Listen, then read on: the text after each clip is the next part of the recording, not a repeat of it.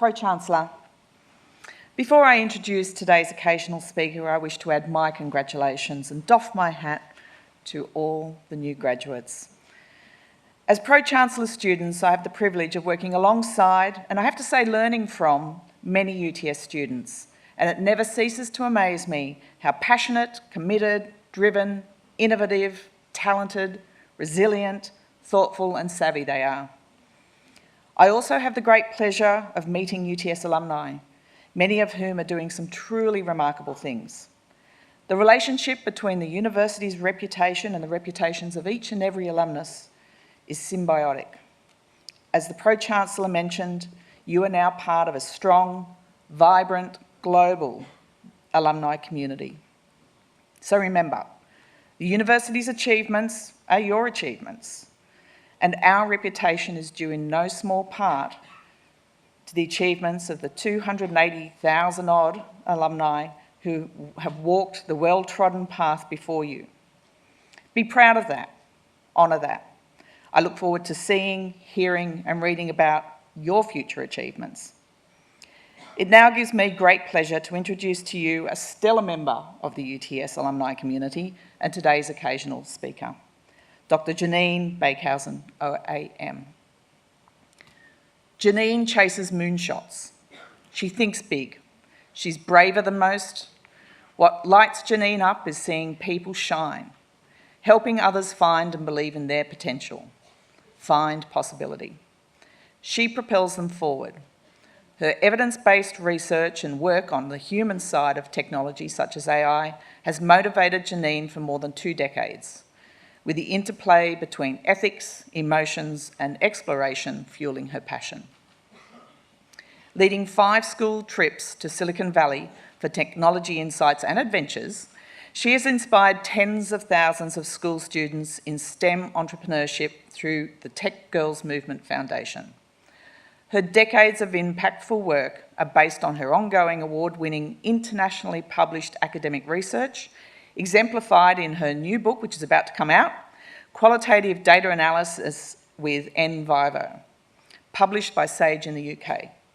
Jenine received an Order of Australia Medal from Queen Elizabeth II in 2020 for her contributions to women and information technology.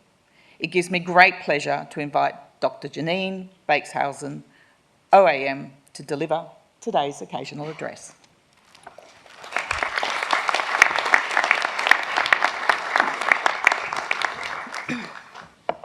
Pro-Chancellor, I'd like to acknowledge the Pro-Chancellor, Pro-Vice-Chancellor, members of the Council, staff, distinguished guests, graduates and their families and friends. Congratulations. Life offers us tickets to places which we have not knowingly asked for. A decade ago, I met and presented my work to the Grand Duchess of Luxembourg, who is essentially the queen of a tiny nation. I was travelling to Europe for a conference. I had just started my NGO in the education space, so I reached out to a seemingly random person at the United Nations office in Brussels to ask if I could visit. They agreed, they liked my work, and they invited me and Lily, one of my 12-year-old tech students, to their annual conference in Luxembourg later that year. A month before the conference, they confirmed if Lily and I were attending this all-expenses-paid trip. I thought, seriously? Not only did we attend, but we did many media interviews and we met and gave a regal, light-up superhero cape to the Grand Duchess of Luxembourg, and she wore it for the many photographers. All of this from a conscientious email from someone who spent their days on the other side of the world, just doing good work. You just have to ask. 22 years ago, I sat where you are now, graduating from my undergraduate degree, which I undertook as a mature-age student. 14 years ago, I returned to the seat to graduate from my PhD as the first in my family. Since then, I've travelled the world collaborating and presenting my research. I've lived the ups and downs of being an entrepreneur and founding a not-for-profit, and I've been awarded the Order of Australia Medal from Queen Elizabeth II for my volunteering work. In 2016, I was named one of the 100 most influential women in Australia. All of this from a girl who grew up in social housing in a town where people didn't go to university. As a teen finishing school, I was expected to work in the local factory, or if I was lucky, I could be a secretary. I decided these expectations were not for me. Since then, I've broken not only the glass ceiling, but the class ceiling. So consider if you were nominated and awarded for a prestigious accolade for your life and work. What would it be for? What could you do with your time and energy that you would be most proud of? We spend much time in life chasing success. I'm told that I'm successful, but I often feel anything but. What is success beyond another person's measure of you? I agree with Maya Angelou that success is liking yourself, liking what you do, and liking how you do it. So consider, rather than relying in this life on other people's measure of your worth, relying instead on your own measure of worth. I've also been told I look great on paper. I've followed the rules of society to a point and gained skills, qualifications, and accolades that others value. But in doing so, I've been bullied by other women in STEM. I've been taken advantage of and disrespected in my role as CEO of an NGO. I had my work borrowed on many occasions without consent. And on more than one occasion, I've been a crying mess in the heap on the living room floor. Life has taught me that this moment, though, will pass. And if I continue to just do good work, things will pay off. I've learnt to do the best I can until I know better. Then when I know better, I do better. So think of your life as a story, as your favourite book or movie. As Carl Jung said, I am not what has happened to me, I am who I choose to become. So don't let your past define you, and don't play a character in someone else's story. Write your own story and play the starring role. Develop enough courage so that you can stand up for yourself and then stand up for somebody else. Be a rainbow in someone else's cloud. Dream big. A question for you. What's your moonshot? So moonshot thinking is about pursuing things that sound undoable, but if done, could redefine humanity. A moonshot sits at the intersection of 3 ingredients. So a huge problem that affects the world and millions or billions of people. A radical sci-fi sounding solution that may seem impossible today. And a technology breakthrough that gives us a glimmer of hope that the solution could be possible in the next 5 to 10 years. I see myself as a chaos pilot because taking moonshots is no smooth sailing. It's inherently unpredictable and a bumpy ride. Rather than shy away from the uncertainty, embrace it and use it as a source of creative energy and momentum. The sooner you decide to surf the chaos, the easier the chaos gets. This is the mantra of X Moonshot Factory, which is an alphabet company alongside Google, where I visited earlier this year in the US to film a television show. This was my 5th visit taking school students to pitch in Silicon Valley at the world's biggest tech companies. Hosted by their founder and CEO, Astro Teller, who, I kid you not, gets about the company on rollerblades, I was able to get inside top secret parts of the company that outsiders don't get to see. So for half my life, I've been chasing moonshots of creating a diverse technology workforce that is capable of building our cities and societies of the future. To do this, I've helped thousands of students design and build technology solutions to problems in their local community that they care about. In our annual trips to Silicon Valley with the competition winners, teams would pitch 10 times in a week to the biggest companies. The youngest to travel and pitch was a neurodiverse 9-year-old who was homeschooled in regional New South Wales, along with 7 siblings. Some students had never boarded a plane before. Now 15, the 9-year-old who visited with me back then, pitched again this year in Silicon Valley. Find your tribe, because adulting is hard work, and if it's not, you're not doing it right. I wish I knew earlier that everyone was making it up. Some are better at it than others. Get comfortable with being uncomfortable. Accept that you can't control life.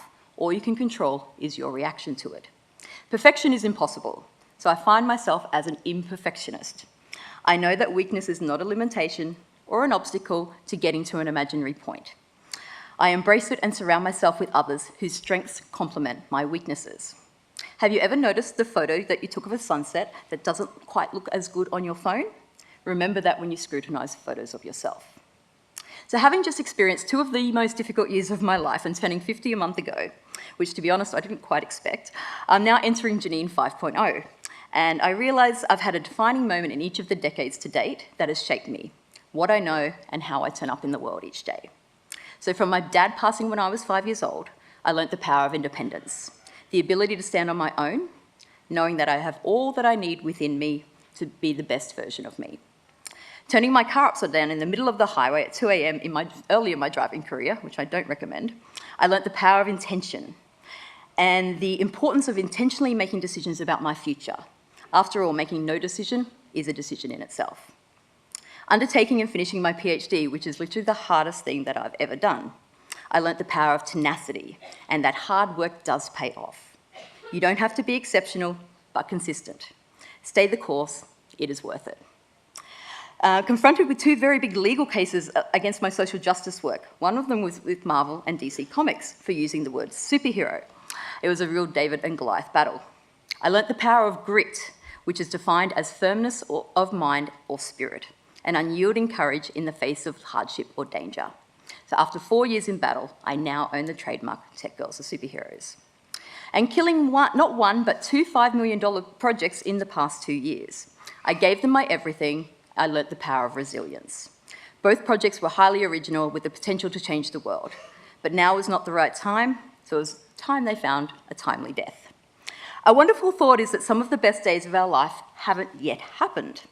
Don't live your life by to-do lists. I'm a fan of to-don't lists, and also to-da lists.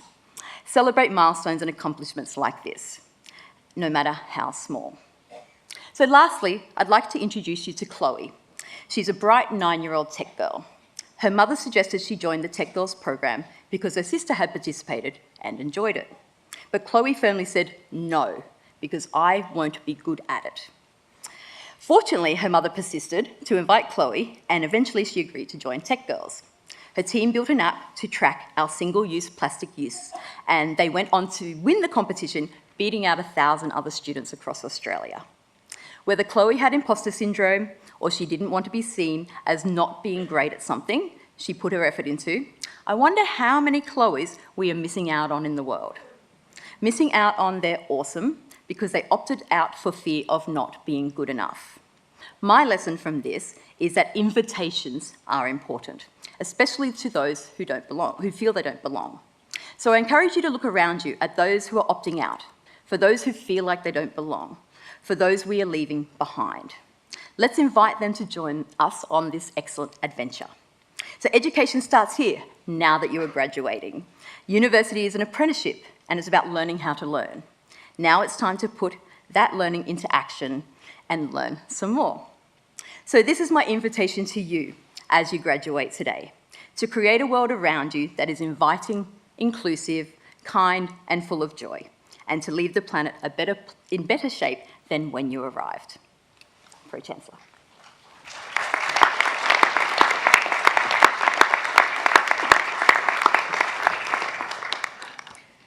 Please join me again in thanking Dr. Jenine Beekhuyzen OAM for that inspiring and thought-provoking occasional address.